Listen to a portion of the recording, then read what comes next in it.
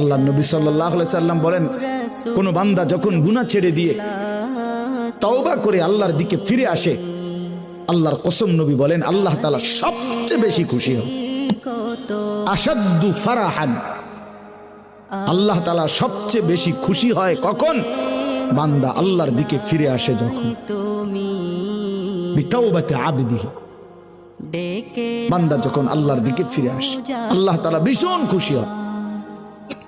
গুনার নাফরমানের জিন্দেগি ছেড়ে দিয়ে আল্লাহর দিকে যখন ফিরে আসে, আল্লাহ তাআলা তখন 7 আসমান সাজিয়ে দেয়, ফেরেশতাদেরকে বলে আসমান সাজিয়ে দাও, জান্নাত সাজিয়ে দাও। ফেরেশতারা 7 আসমান জান্নাত সাজাইয়া ফেরেশতারা জিজ্ঞেস করে, মাওলা আসমান কেন সাজাইলেন, জান্নাত কেন সাজাইলেন? তো আল্লাহ তাআলা বলে আসলাহাল আবদু মাওলাহু, শোনো আজ এক গোলাম